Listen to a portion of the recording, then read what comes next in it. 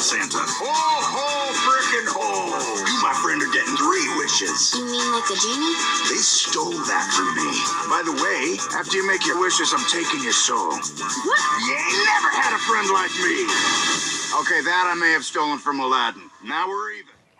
Hello everybody, welcome back to Screenstars. I'm here today to bring you my review for the 2024 festive comedy Dear Santa.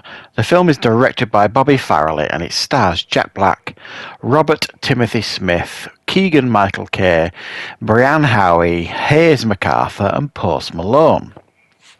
Now the film focuses on a young boy called Liam. He's 11 years old. He kind of doesn't believe in Santa anymore, but his mum and dad are going through a difficult time because they lost another son sometime previously. So the family's going through a bit of a tough time, and he decides he's going to write to Santa this year. However, he has dyslexia. So he doesn't write Dear Santa on the envelope, he puts Dear Satan, so it gets delivered to the wrong address. Jack Black plays Satan, he appears and he offers this young boy Liam 3 wishes. And once those 3 wishes are complete, he will take his soul. He takes advantage of the wishes, the young boy, but vows never to make his 3rd wish. Right, what are my thoughts on Dear Santa? Well, I think the idea and concept of this is fun. Every year we get a raft of new Christmas themed movies, a lot of the straight to TV ones that are, very basically the same story, just told in a different angle pretty much. So I'm always happy to watch a Christmas film that has got a little bit of originality, that kind of thing. And this felt like it did have. Jack Black can be comedy gold in movies like this, when he's given the leeway to kind of express himself and do all that kind of stuff. And I do think this film had the potential to be memorable and very, very funny. Unfortunately, it's not.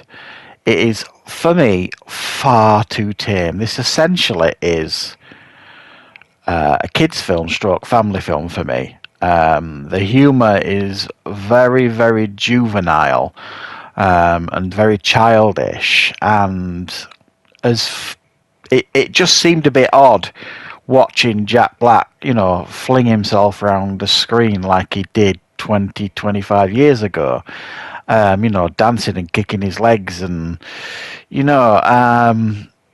just, the humour just didn't work for me. I think Jack Black could have been absolutely fantastic in this role if he was given material to work with. I just don't think he was given anything really interesting to do with this character. I thought he had great chemistry with the young actor Robert Timothy Smith who played Liam. I thought this young actor was actually quite good as Liam, and he had some pretty decent character with Jack Black.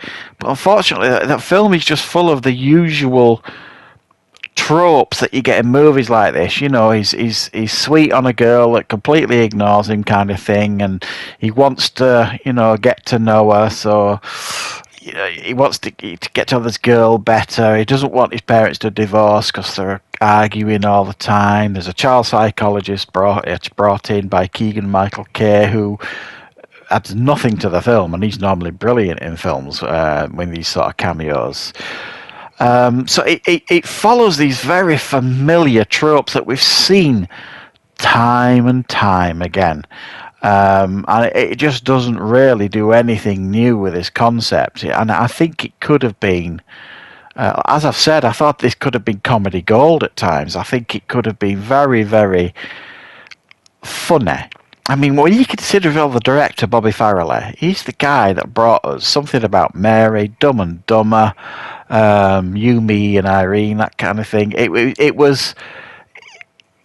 Those are comedy greats, them films. And this was desperate for a little bit of edgy comedy put into it.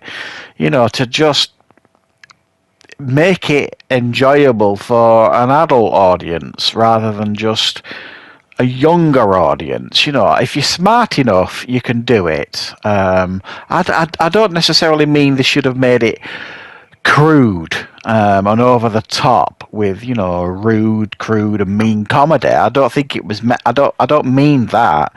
It just didn't take any risks for the comedy at all. It was just all by the numbers and incredibly predictable stuff. And while it's got a certain charm to it, this film, and it's not in any way offensive, you know, or anything like that. This film, it's not that kind of film. It's not that kind of film that's really bad and unwatchable or anything like that. I mean, don't get me wrong. You could stick this on with a family and probably, you know, the young ones might have a giggle here and there at it, you know, but the parents or the older people within the room, I don't imagine they're going to get a great deal from this film. So, and I do think it's a shame because I do think there was an awful lot of potential here. So, yeah, I think this is an incredibly obvious missed opportunity.